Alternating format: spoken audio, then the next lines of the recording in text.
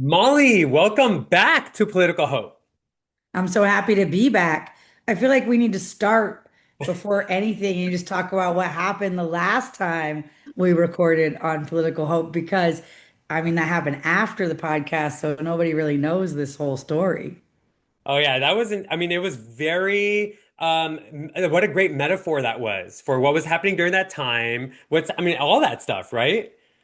Yeah. So just so you guys, the listeners, a couple of years ago, was it during COVID or before It COVID? was during, yeah. Or during COVID, he comes out to the ranch where I used to live in California, Heart Farm, and we record with me and my brother, Rylan Engelhart.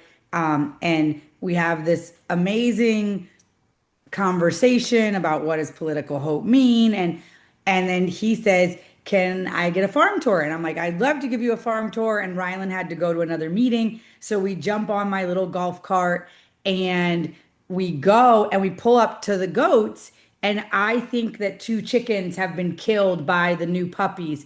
And I go, oh, hold on a second. There's like a bloody mess on the ground, and the dogs have blood on their face.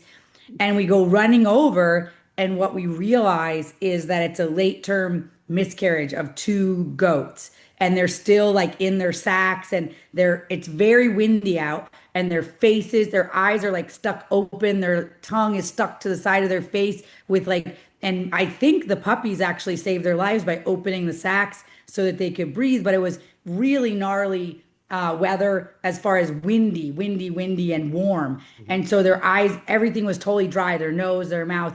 And I'm looking around. I have nothing sterile. We're in the middle of the goat pen. We're not near anything sterile. And so I literally take off my shirt. I have a tank top underneath. I wrap up the two baby goats, and then I pull my boob out, and I'm breastfeeding my child at the time, my son Soul, and I pull out my boob and I squirt the breast milk in the eyes to get the eyes opening and closing again, the tongue disconnected from the mouth. I squirting the breast milk in the mouth everywhere. And Rishi is literally videoing this, so I don't even know he can make I'm also praying. I'm like sitting there like, what is going on? This is like I'm in my mind, I'm praying, I'm like literally saying prayers over and over again, like save this baby. Oh my uh, gosh. And I'm also like, oh my gosh, Molly is just like taking this on, and here I am, like, okay, using my jacket. Okay, I guess whatever, you know?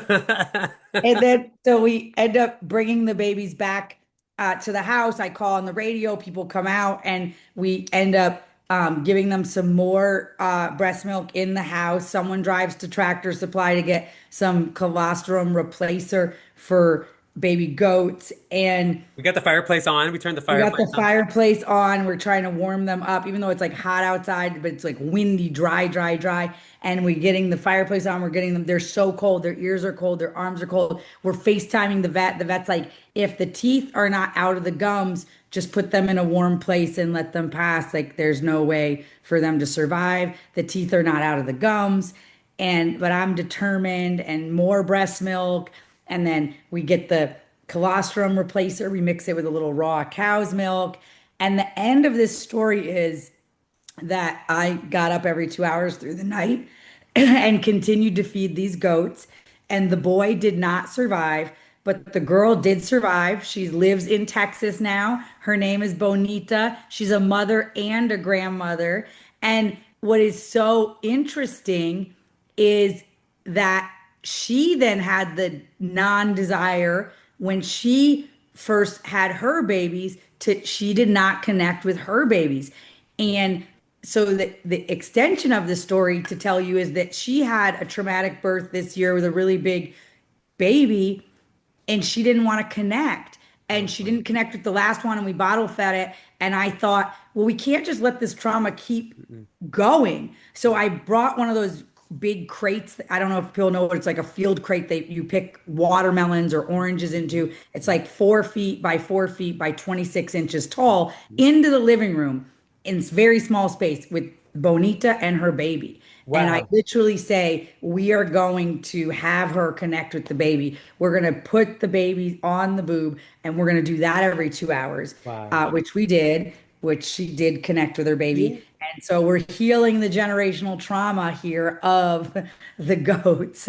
Because And her mother apparently then had another baby, which was Ginny. And again, same thing, late term miscarriage. She abandoned them. Wow. We have Ginny. And the third time the mother had the baby with Sam, I didn't even own her anymore. Sam owns the farm now. She took the baby, and Lorenzo called me and said, "We did the thing that you said." And so we healed the trauma from the mom and from Bonita. So both of them got to mother in the natural way and heal that situation. So that's a pretty cool story that happened the last time we did the podcast. And That's actually perfect segue to this book, to what you're doing now, and also what has I feel even that conversation and what was happening politically and what was happening in our communities and our families, everything, how it's gone into where we are now. And I love that the context is healing traumatized mothers to be amazing, loving mothers,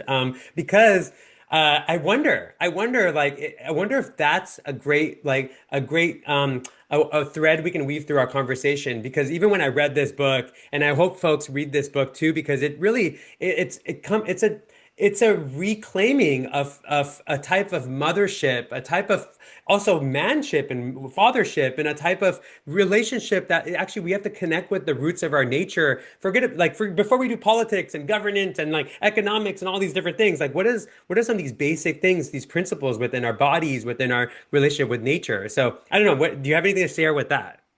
so, yeah, I mean, I think that that was last time I was on your podcast.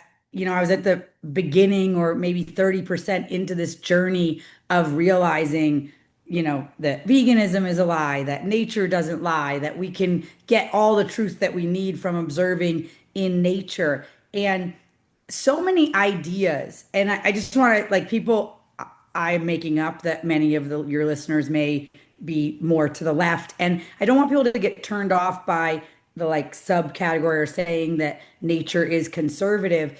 I just want to think of it not in a sense of like Donald Trump and blah, blah, blah, but in the sense of like what is foundationally important to humanity, we have lost sight of in so many ways. And to conserve that, to conserve the family, to conserve nature, to conserve the land, to conserve food in its truest form, the way God intended it. And that's what I mean by nature is conservative. And yes, I do talk about things that are going to be confronting, and confronting because the most liberal, married to an undocumented person, vegan chef, Los Angeles, realized through nature that so many of my ideas didn't fit into what I saw in God's design in nature. And so I think that there is a healing that has to happen in our culture, around masculinity, around femininity, around the feminine, around the mother, around prioritizing reproduction. We, as humans, are the only mammal that have put aside, like, all mammals prioritize water, Mhm, food, reproduction, and some prioritize shelter. mhm.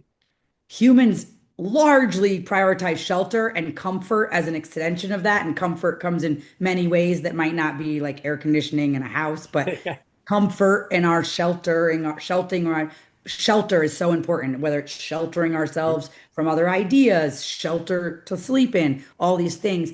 But we've abandoned like reproduction. We've made it as like an option, like if we want to, like our ancestors completely battled it out for Yeah, years for us to be here. Thousands of people lived and fought yeah, and hunted and were survivalists yeah. for us to be here. And we're like, well, I want to party longer and go to Tulum, and I just don't know if I'm ready. And that's fine. But I think we've forgotten that maybe part of our purpose in being here is bringing forth life.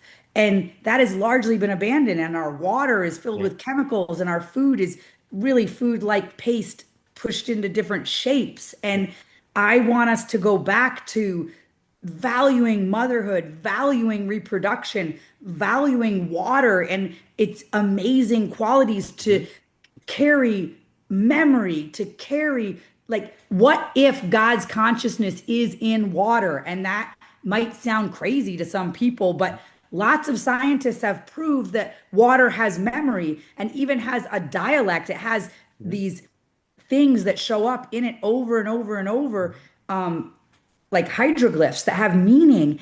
And we look through water, and when we're born, it's the breaking of the water that happens. And so, my question is, what does it mean that we are poisoning water? Are we poisoning our collective memory that Mhm. is held in that water? If you don't believe in God, then just go to the science. There's Gerald Pollack and Mhm. Veda Austin and all these people that are proving the science that water has memory. And we've largely abandoned our water. It's filled with chemicals and birth control and all of this stuff. It's not structured, it's Mhm. dirty. And I want us as humans to remember our place. And I think part of the green movement, again, the veganism, I think, was born out of a good place. I think that the green movement was born out of a good place, but we're way off in left field when we're subsidizing miles and miles and miles of solar panels, and we've lost 170,000 farms in the last 8 years.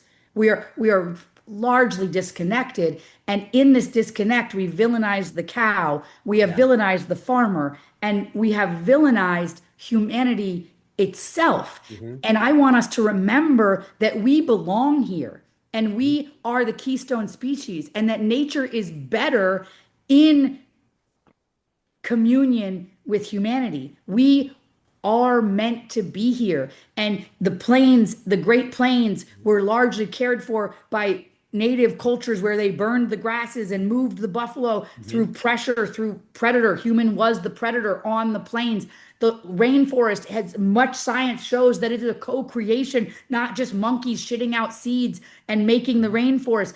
We are meant to be in nature, but our current society has us either dominating it or Yep. avoiding it, separating from it Yep. rather than integrating into it. So, my book asks us to go back to nature. And I think that is a conservative idea, not in the sense of Donald Trump and J.D. Vance, but in the sense of for humanity and for soil and for human health and for the agrarian way of life, and even beyond the agrarian way of life, the communal way of life, the tribal way of life that is important and fundamental to our survival. I feel you hit so many notes on there that are so critical and important. And I can't help but also notice that how you are embodying within your own life, within the work that you're doing. And so much is revealed through this book, but also there's things coming up, right? Food is Medicine Summit and these other things. But as you're sharing that, what I've distilled over the past few years, trying to figure out how do we figure things out beyond the politics, like beyond the political dramas and the political games, right? Beyond the left, right, and the red, blue, all these different like configurations and polarities and separating. I've always noticed that the health of the community, when you go down to it, it comes down to the farmers and how the farmers are cared for, how they can care for nature, right? Like how the health and well-being of the farmers. Then you have the teachers, like whether they're the grandmas, the grandpas, or they're the actual teachers, or they're the caregivers and families, right? And then you have, last but not least, the healers, right? Like who's healing in the community? Who's actually making sure when things are off? Like you said, who's bringing the mother together with the child and encouraging the mother to be a mother, right? So the healers, the farmers, and the teachers. But I'm curious, what are you? And the fathers, Oh, and the the fathers. fathers. I'm just gonna say that, we honor the mothers 100%, but a community's health is largely measured by whether the father is in the family. And so the mother, father, child is the Holy Trinity. And another Holy Trinity, I'm not if taking away from the Father, the Son, and the Holy Ghost. That's not what I'm saying. But I'm saying that this Holy Trinity of mother, father, child is imperative to Mhm. our survival. It is imperative to the wholeness of the humans that are produced out of it. And I cannot mother well without a man. And this is statistically true. This is not specific to my mothering style. It is statistically true. And I often look at the way my husband fathers and I'm triggered, or I want it to be more gentle, or I don't see it exactly how I would do it. But I have to trust that that soul came into this family with the father and the mother, and that I am always speaking to the boy that I birthed, and he is always speaking to the man he will become. And that is the balance that is needed for that child to grow up into the man that is embodying masculinity in a beautiful way. I think you have a chapter on that too, right? I do. There's a whole chapter on that. What can you, yeah, like can you can you explain a little bit? I mean, I obviously I want people to read it, but like like why did you make that intention to write about the masculine in that way? Why was that? Why has that been important? Because I noticed that's not brought in too much into the activism spaces and the spaces of justice. Um, well, I think that the activism spaces and the spaces of justice have often been co-opted in the same way as the green movement, the vegan movement. Many of these movements have been co-opted for separation, if you want my honest opinion. And I think that by villainizing the masculine, it is much more easy to manipulate the children and the women. And so I want to honor the masculine. I want to have a society that knows that. And, you know, I talk about masculinity and in a chaotic situation, an emergency, in a flood here. And we just had a massive flood in central Texas here on in Kerr County where I live, and 160 people died. It's a mass casualty event, and we were feeding people, and you know these were so Cajun Navy, pastors, groups from churches, all different people were out in rural places searching for bodies, and they would send me their pin drop every day and say we have 27 people for lunch, we have 27, and we would bring out the food, and the community was giving me money, and we were harvesting our own cows, and we were feeding and feeding and feeding 4,800 meals in the month of July, brought out into the field, brought to the volunteers at Camp Mystic, brought to the CPS where the children were being held, brought to the fire stations, brought to where the people were coming to get clothes and things that lost And this is everything. healthy, nourishing food too. A hundred Not percent organic, not like brought in from China regenerative. or Walmart food, right? No, and I, you know, I want to speak up that the Walmarts and the HEBs and all of them were doing their part, but what they were doing, I don't think nourishes in the same way in what I was doing. And so I'm honored to be able to do that. But I just want to tell you that these men, largely men, were out there in the heat, in the smell was so foul, just dead animals, dead people, dead cows, and searching and searching. And we are now down out of 160, we're down to two missing bodies. Oh, So these men did extraordinary work, oh. hard work, not for the cameras, not for the acknowledgement, but for the families that wanted closure. And so there's nothing harder than searching for dead children. Like I can't imagine, I mean, not nothing, I'm sure there is, but I can't imagine something harder than searching for dead children. And I'm just so grateful for these men that came from Louisiana and Oklahoma and Omaha and all these places, and they converged on our state and on our county. And we put so many of them up here on the ranch. And I'm just so grateful for that kind of embodied masculinity that sees an emergency, sees suffering of women and children, and says, let me go with my tools and my trailer and let me help find these people. Firefighters that from Houston, that their sergeant or whatever wouldn't Yep, send them. And so they said, I'm taking my days off and I'm going. And yep. then we put them up. Nurses leaving their hospital job and coming here and setting up Wow. makeshift, triage for, it was just so amazing. But I just want to say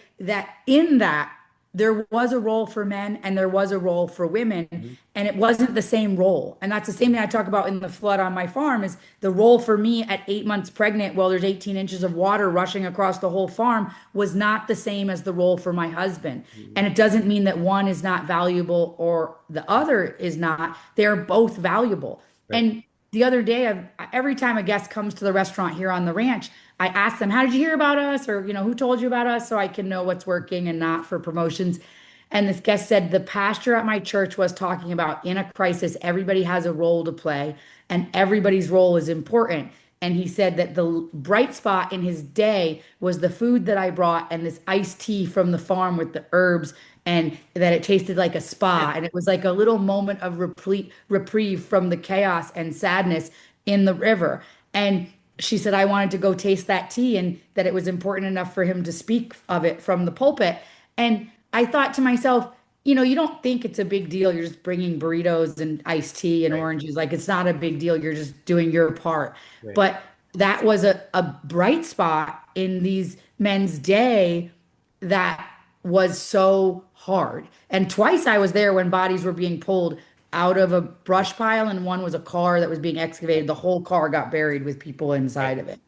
And so I've never been in a mass casualty event, to tell you. And I just want to say I'm so grateful for the men that showed up and the women as well, organizing all the donations and, going door to door and asking people what they need. And, each role was so valuable, but different. And we're in a society, and I believed it. I'm an entrepreneur, I'm a business owner, I'm a mom. I was that person that I can do anything, you can do better. But that had me get out of my maternity bed 5 days after having a baby and go back to work because I want to be as strong as a man. Well, a man can't push a baby out of him. So I'm already strong and strength in my own way. And my hormonal cycle is over 28 days and his is over 24 hours. Like, we are different Yeah. and we are extraordinary in our own ways. And we don't have to be each other's role. And we don't have to, like, I'm not saying there's societal roles and you should only follow your lane. Many parts of my marriage are non-traditional in what I handle and what my husband handles. But there are things that distinctly my husband can handle better than me because of his physical strength, because of his ability to take the sun, take the beating down of nature on him more than I need. A little bit more protection. I need a little more comfort. And so I'm grateful for the dichotomy and the perfect completeness, that we complete each other. We're not in competition of each other. We're extraordinary two halves of a whole, and God's design is awesome. Yeah, I love that you're saying it like that too, because I've always had a conflict within myself. Coming from like a Punjabi culture, an indigenous culture in India, northern India. We're very like proud of our masculinity, and it's really important, not just from the place of being masculine, but it's important to protect the innocence of children, of women, to protect the farms, to protect watersheds, right? That's literally we practice our masculinity for that purpose. Yet growing up in America, I've always found myself at odds with the ways that are like, I guess, our media, like there's certain systems that keep pushing masculinity to get smaller, and especially for a type of masculinity that wants to protect nature, that wants to protect humanity and children and mothers and elders. You want to protect them, you actually get shut down and censored. That's what I've And, found. and I think it's very important that we don't allow that we raise our men, we raise our boys to protect. And I have two sons. One is very soft and one is a warrior. And I don't think that either of them are not perfect and they're going to have their own version of masculinity. But the one that is a warrior can hurt people. He can hurt me on accident. He can hurt his cousin. And I'm always trying to remind him, you're stronger than your cousin is. You're stronger than your brother. So you have to use your strength to protect your mom, protect your sisters, protect the community, protect the animals, protect the land. Not, and you only want to use it in conflict inside of protecting. Yeah. And he's 5, and I'm having those conversations because I don't want to dampen. I don't want to say, no, why do you got to be like that? Why do you got to be so, rah, rah, rah, why are you running around? Rah, rah. I want to say, be mindful of your body. God gave you so much strength.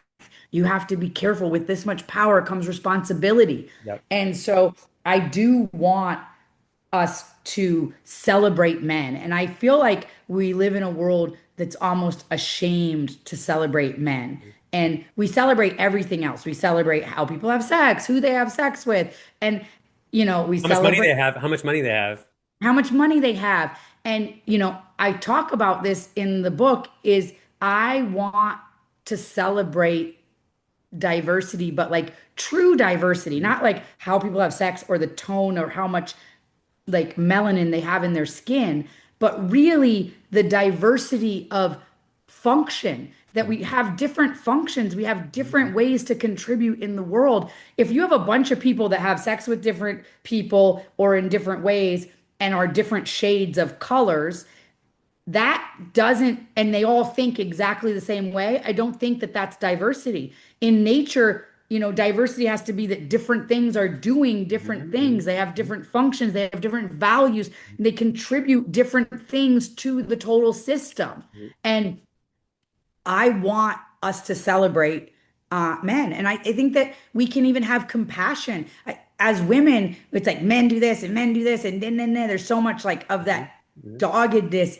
Like, I don't know what it's like to have a penis. I don't know what it's like to want sex all the time, to have that drive that is nature's drive to reproduce in you and be in this society and manage that. I can have compassion for, I don't know what that would be like. Mhm. And I could have love for that. Mhm. Yep. Yeah. And also what happens when we have respect and honor those different aspects of ourselves, right? Like what happens when we collaborate? When like you said with your husband, like what happens when we collaborate? Like you're good at that and I'm good at this. And now how do we come together and collaborate? What's possible? Um, So much. And my husband also comes from an indigenous culture from another country and comes from Mexico. He's from Zapotec and Oaxaca, and the Ixa is like the subdivision. And so he's very masculine and even what people in America would call machismo and everything like that. And I was very feminist. And so there was things that I had to like reconstruct in myself. Like, why am I resistant to get him? He wants me to get him my plate. Like, he wants to be served. Why am I resistant to do that? Why do I feel like you can get up and get your own plate? Like, who taught me that? Why can't I just honor that? Why can't I just do that? Like, why am I resisting? Why am I like, we can order takeout? I cooked all day at the restaurant. Like, what if he feels loved by me cooking for him, why not cook for him? Like, I don't know what trained that resistance into me, but there was a resistance trained into me to not submit. And now I try to remember to submit. I try to remember to let me bring him coffee in bed. Let me make a plate at the buffet for him. Let me serve him because it he feels loved in that way. And don't we want to share love with the person that we love in a way that they get it? And he grew up in a different culture than me, and I grew up in a different culture than him, and we're going to be navigating that for the rest of our marriage. That's going to be something we navigate, and I'm going to have to continue to train myself to surrender in certain ways. Yeah, I love that. I think there was a part in your book that I really enjoyed where you referenced an Indian party that you guys had catered, and the auntie that gave you that, great wisdom about the arranged marriage. And my brother and his wife are in arranged marriage, and I've seen them grow in love. And like I always grew up like you have to fall in love with somebody, that's how you get married. But like it's not true, actually. We can sometimes things bring us together. It doesn't have to necessarily be an arranged marriage, but I think your guys' story is really powerful in the sense that we can grow in love and we can make an agreement in love too. For sure. And I think that culturally arranged marriages, people in the community that know you the best, that love you the most, were choosing someone that they saw could mirror you and be that reflection of you. And my situation was not that, but we were came together through these circumstances, and I decided to choose that. And that, yes, that family was integral in that moment because, I was questioning whether we should be married or not. And this person said, "Oh, we were an arranged marriage. We're always building for the future. We're not looking back at something." And they were 50 years in, and there was this room filled with, probably 50 people and cousins and aunties and everybody, and people making jokes like, "There's no cow here." And no, we're not. It's a vegan restaurant. And then he's like, "Oh, I'm the one." The guy tell me, he said, I said, I thought that Hindus don't eat cows. He said, "Oh, American cows are meant to be eaten. Indian cows are meant to be worshipped." And I was like, well, I feel like there's a reason you all picked a vegan restaurant. But everybody's teasing and joking and laughing, and that whole line of people came together from that union.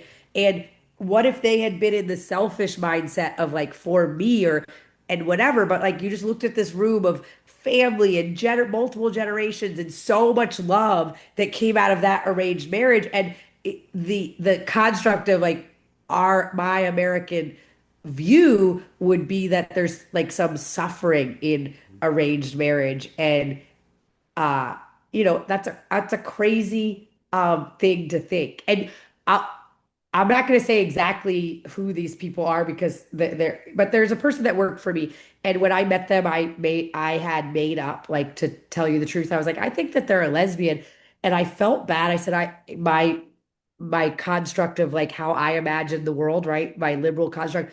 I thought, wow, how bad that they're just like stuck in this marriage and they're probably their religion and they're lesbian and they're stuck. And this person worked for me for years and I ended up going to the quinceañera for their one of their children. And I remember looking around and seeing this extraordinary family and all of her children and her oldest son dancing with her 15-year-old daughter and she's weeping and her husband's got her arm around her Uh-huh. and I remember thinking like, how crazy was my construct of my mind that I was feeling bad that some like she surrendered to what motherhood is, what womanhood is, what her role is, and she has this extraordinary family. And somehow, when I first met her, my view of the world was that she had given something up, like some kind of sex thing up for and was stuck in this world and I was like wow that was like my own demented thinking like she has this beautiful family this beautiful church community this huge the most loving her husband is like stellar man like just and I had some made up something about how her energetically she was very masculine and I was like I think she's a lesbian and I feel bad for her that she's stuck in this marriage what a crazy thing that's my crazy thing to think she has this awesome life and I was judging it from some like woke construct of what I thought she should deserve and I remember sitting at that quinceanera and thinking how foolish you were to question her life and how extraordinary it is and how awesome it is. And, you know, I've learned so much about that. I don't know anything. I'm at the point where I don't know anything, honestly. Like I'm open.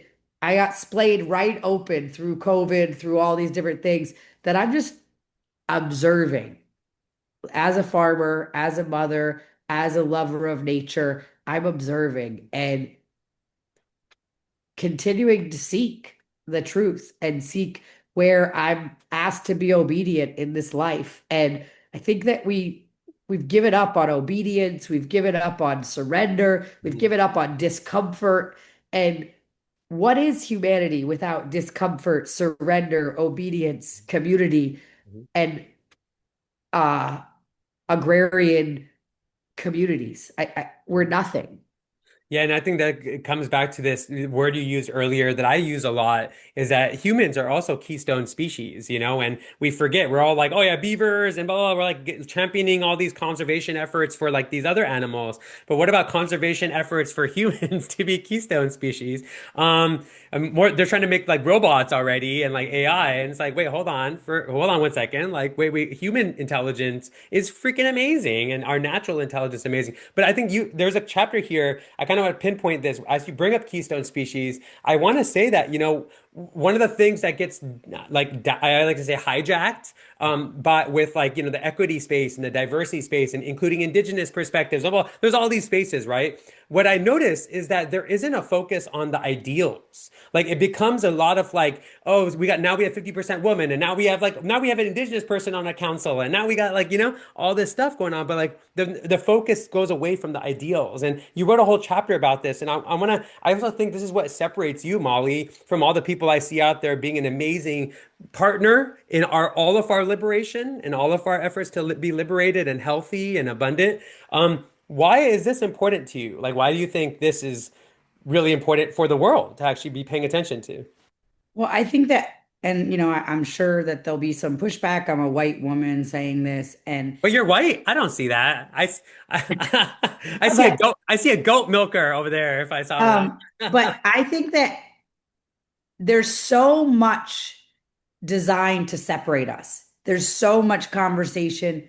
And even you can watch the algorithm. Like if I post something where I'm arguing with somebody and not agreeing, I'm pointing out there, it's going to get 20,000 views. And if I mention God, I'm going to get 1,000 views. And so there's any conversation that's going to divide us is going to be amplified in this algorithm driven world. And the equity, diversity, and inclusion conversation comes from a profoundly good place Mhm.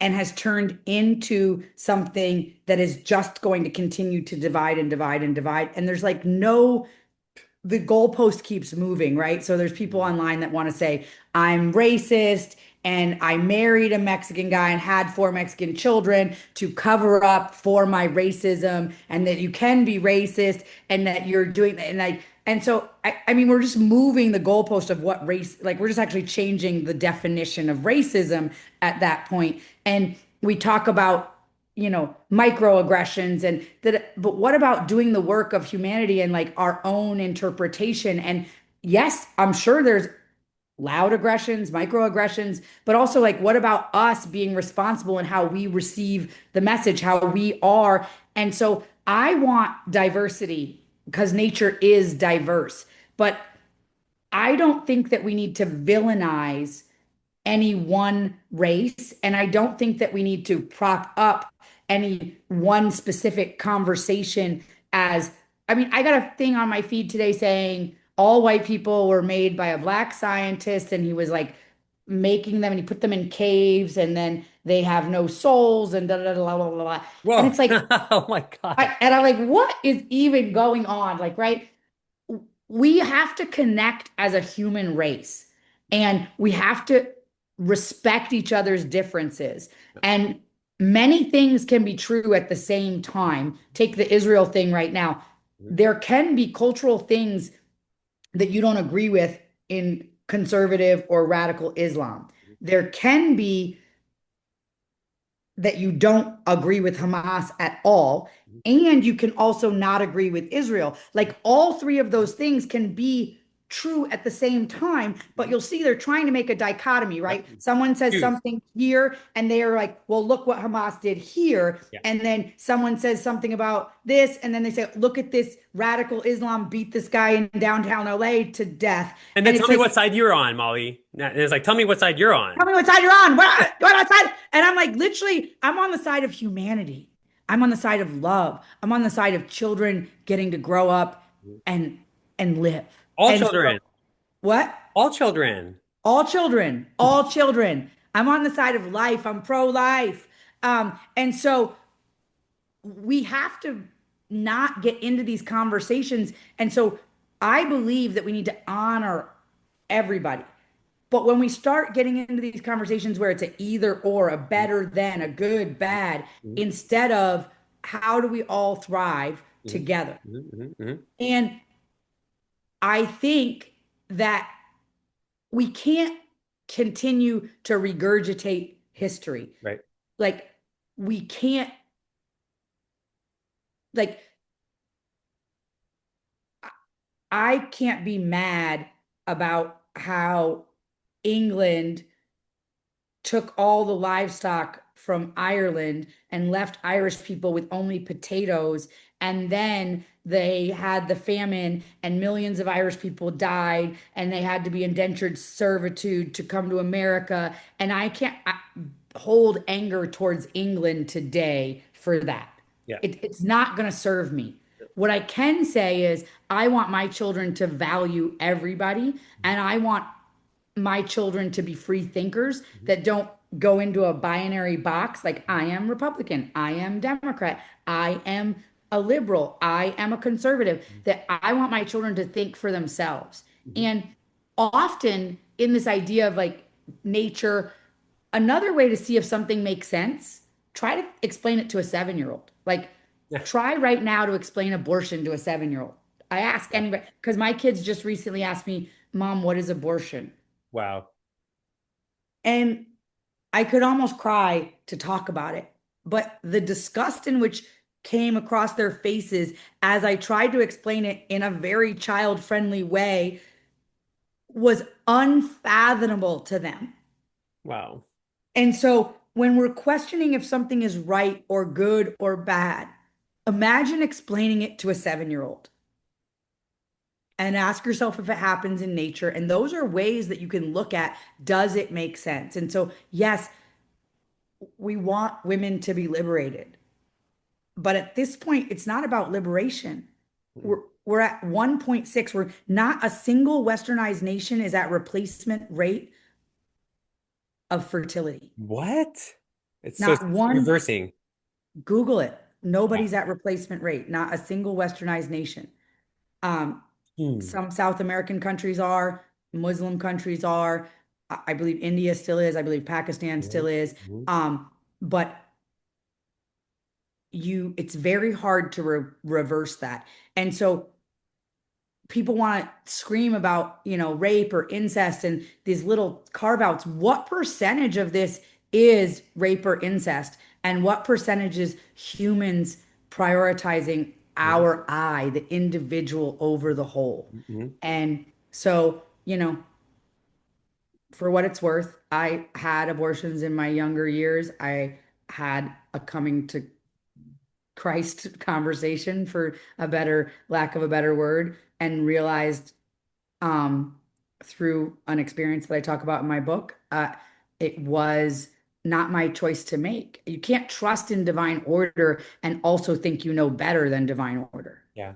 Yeah. It's yeah, and when you into these, we get into these concepts and explaining it to a kid is a great framework, because the same good thing goes the opposite way, right? Like how do we relate to nature? How do we relate to health and well-being and community? You can see that with kids, right? Like when you let them be kids, you'll see like cooperation happening. You'll see competition happening, but then you'll also see like reconfiguration to cooperation too.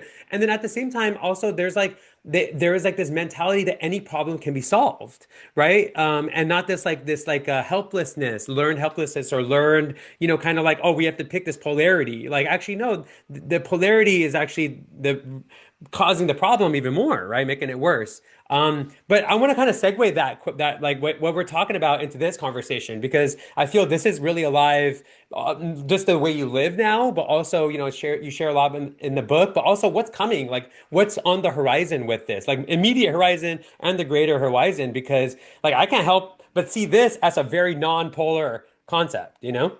So it's so interesting. I just made a video on Instagram like 2 days ago about everybody's upset about, like, on the right, everybody's upset that Cracker Barrel changed Oh their yeah, I know, logo I and, know. and, and, and is upset that they support Pride and blah, blah, blah, blah, blah.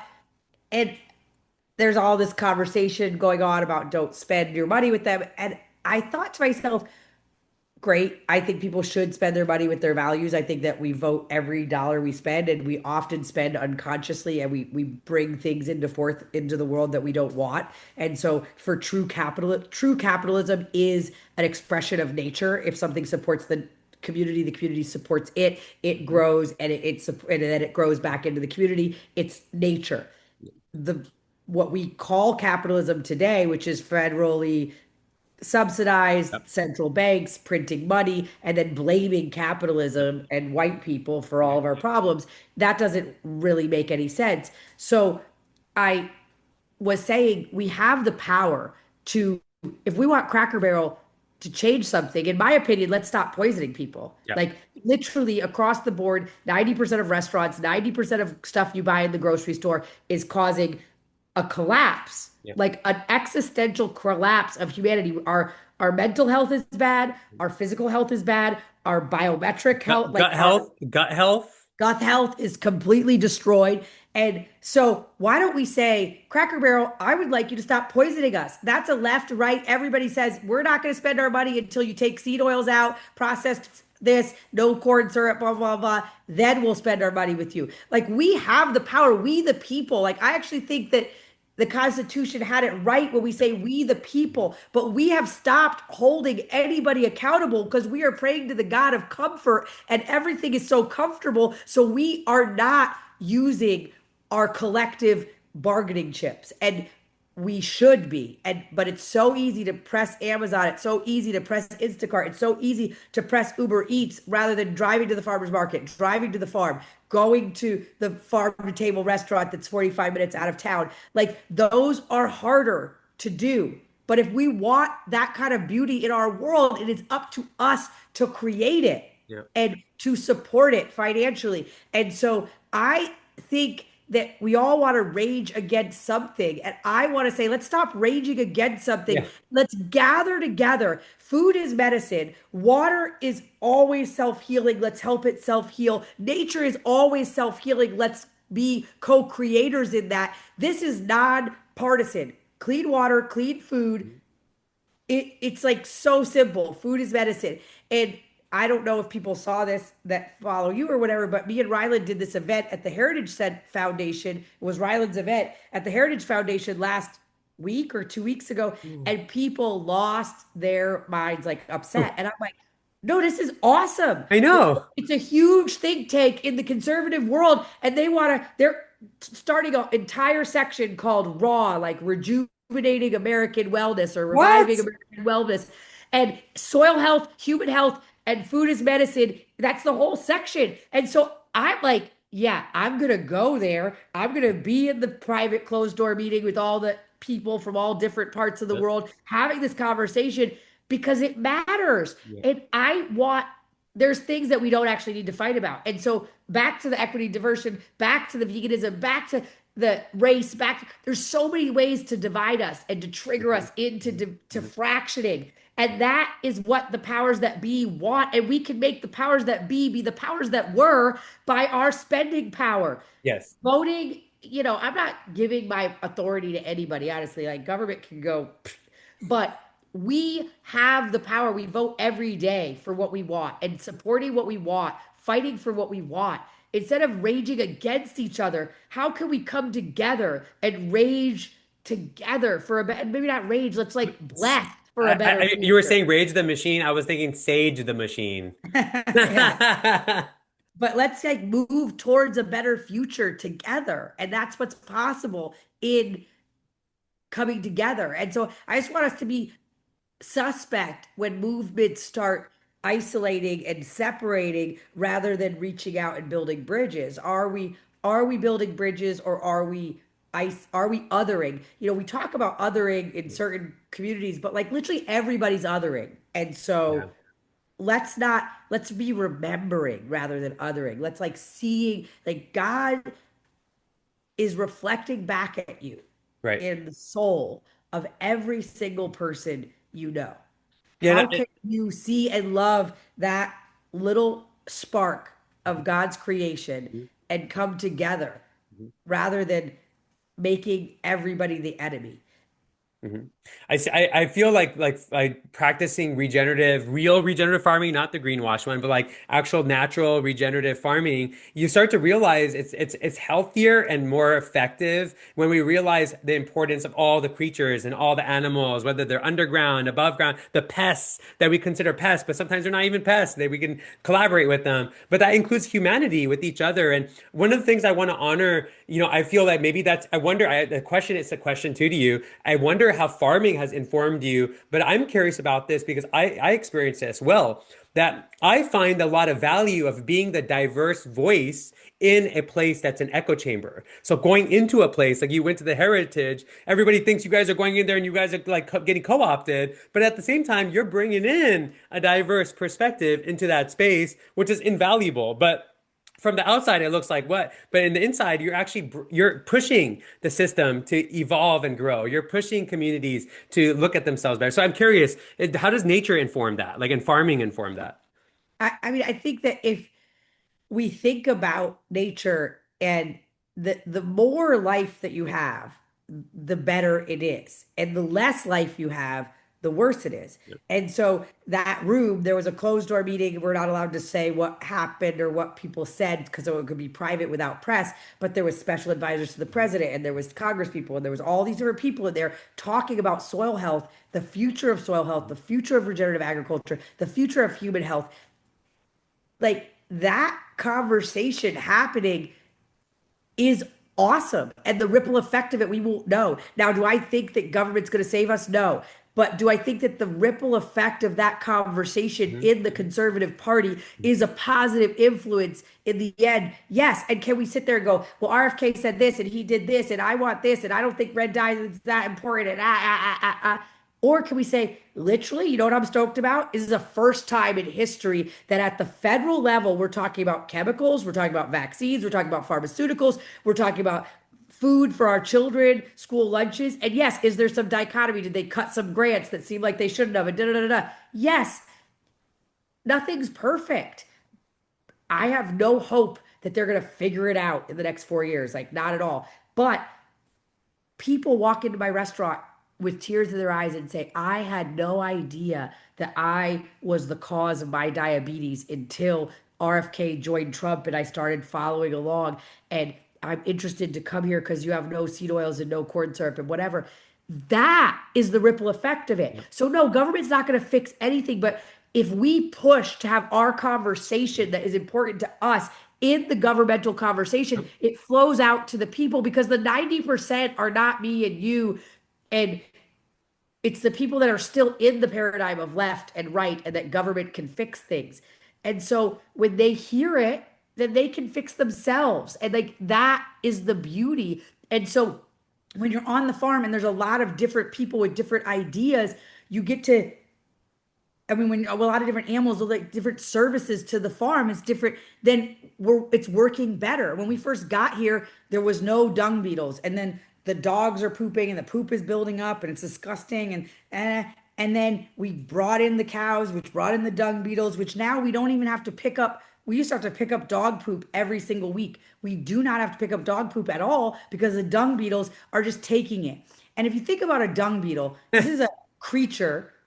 I mean, if you, I always tell people if you don't believe in God, research the dung beetle, and then And you might. you're not referencing a lobbyist, are you? This is not a metaphor for a lobbyist. No, this is a real thing. Okay.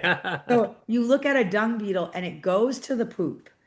It rolls it into a little ball. It flies. I don't know. It flies to the poop, but then it walks. I don't know how with its ball, how far it walks back, and it buries that and puts its eggs in it, and it buries it and it eats it, and then it restores the soil because it's putting this fertility into the soil. It reproduces where there is poop, but it takes the poop off the surface where it can be off gassing methane, doing all this stuff, Mhm, and brings mhm. it in. So it's feeding the microbiology, feeding its own eggs, feeding its offspring. And it's just such an extraordinary thing. And so the instead of piles and piles of poop like a feedlot, my cows poop and it's literally dispersed. If people go to my Instagram, you can see a couple last week. I did a video of the dung beetles and taking their balls of poop. It's so amazing. And so do I don't think about dung beetles. I'm like, oh, but having the dung beetle on the ranch is game changing. And so the more life that we have, the better. And that is really what we want. And you have to sometimes surrender. Like I wanted to plant a garden there and the Bermuda grass is taken over, but the Bermuda grass is sequestering carbon and now the rain is not pulling that hillside away and da da da da. So I'm surrendering that garden bed. But what is the greater good? And so that's a societal also like I want this thing here and this. That's sometimes humanity, and sometimes the greater good is bigger than that. Mhm. Yeah, it's true. And it's also like respecting these different aspects of why we need to bring diversity into spaces that become echo chambers and how we need to respect all the different, sometimes there's people who are like dung beetles, right? And they'll carry the poop, they'll take that poop and they'll make it fertilizer, and Exactly. And we have to, and I think that we really always want to listen to conversations. Is this person trying to divide us, or is this person calling us into the best version of ourselves? And that is the context. And then what are they saying? Can I explain it to a 7-year-old? Does it make sense to tell? Does a child understand it? And then, does it happen in nature? Do you see it in the wild? So Okay, so this conversation has been super rich, but I want to open up an offer to you. Where do you want folks to go? Like, where obviously the book is, I mean, obviously following the dung beetle journeys on Instagram is one way to stay tuned. But what are some other things that people can connect to you on? What's coming up? What's exciting? And yeah, So we're having a Food is Medicine conference here, September 25th, 26th, 7th, and 8th on the ranch. Will Harris, the great regenerative farmer from White Oak Pastures, is going to be here. So Misha Tate is going to be here. AJ Richards, Courtney Swan, so many. Glyphosate girl, Kelly Ryerson, Aaron Martin, who got the Food is Medicine Act passed in Oklahoma. So now you can use your insurance to buy organic, local, farm fresh food in Oklahoma. I mean, these are movers and shakers in the food space, and it's going to be awesome. There's going to be talks. Logan Duvall, he cured his 4-year-old stage 4 cancer with just local food. He's doing a whole talk about coherency and how when you're coherent and your body's eating food from your natural environment, it creates coherency. Amazing people. But then there's going to be workshops. There's going to be workshops on sourdough bread and vinegar and fermented foods and how to make these things yourself. And so it's really going to be actionable things. There's going to be a panel on recovering vegans. That's one panel. There's gonna be a panel I like recovering vegan. on activism. There's an activism panel. There's a bunch of different things. We're doing another panel about entrepreneurship in the regenerative space. This Ben Edwards guy is amazing. He was like a fully indoctrinated doctor in the pharmaceutical industry, running rural hospitals, making tons of money for the bosses. And he got his heart and mind blown open about food. And he's like now practicing much less and going across the world and teaching people. His podcast is called You Are the Cure. He's awesome. Alex Zach started The Way Forward, bringing people together in the freedom space. I mean, there's just awesome people on this panel, and I just want to invite people to come swim in the pond, eat on the ranch. So Food is Medicine, September 25th through the 28th. Everybody that comes get a free book if you buy the 3-day ticket, and we're going to have a little release party for the book on Saturday night. Thank you so much for bringing that up and making sure that I talk about it. I Yeah. appreciate it. And so people can actually like buy tickets to stay on the land, right? Is that correct? Yes, you can buy a ticket and stay somewhere else. You can buy a ticket and there's to stay on the land. You can bring your own camping. You can have us glamp a tent for you. You can stay in a tiny house. There's a few tiny houses left. So those are the options. Awesome. And I hope this is not the only, like, I hope you guys keep doing this because this is We awesome. want to do it annually. Hopefully, if we sell enough tickets to get this uh, going and it's good, then we'll definitely continue to do it. I love that. And then also, what's the deal with with the book? When You can can go to people? Debunked by Nature right now and buy the book. It's coming out September 25th, and you can buy the book and it'll get shipped to your house on September 28th, or you can go to Amazon and get a Kindle one and it will be on your Kindle on September 25th. But it really helps to do the pre-sales and for the algorithm or whatever. But we'd love you to go and buy the book. You can follow me on X, on YouTube, and on Instagram. It's Talk to Mollie, so it's the same across the platforms. And I'm working on getting my own podcast started, which is also going to be called Talk to Mollie. So Yeah. want Oh, to you're doing your own people. podcast. All right. All right. If you ever need a weird Indian guy to come I on would there, definitely need a weird weird Indian guy to reclaiming come my on regenerative farming heritage as well. Got to get the water buffaloes though. That's on the list. on the Um, list. yeah, and then and last but not least, what is your advice, Molly, for folks out there who are, I think earlier you mentioned that people who listen to the show are left, but actually I have a lot of people on the right that listen and both directions, and I feel there's a lot of people in the middle who are like, what do we do? Like what That's me. I everybody's call just myself a radical centrist.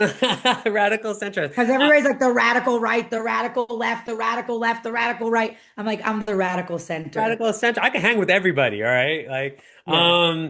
but I'm curious, like, what advice do you have for folks to be more civically engaged? And I think you understand that very differently than other folks, and also maybe extra. So what would you advise for people right now? How do you get civically engaged?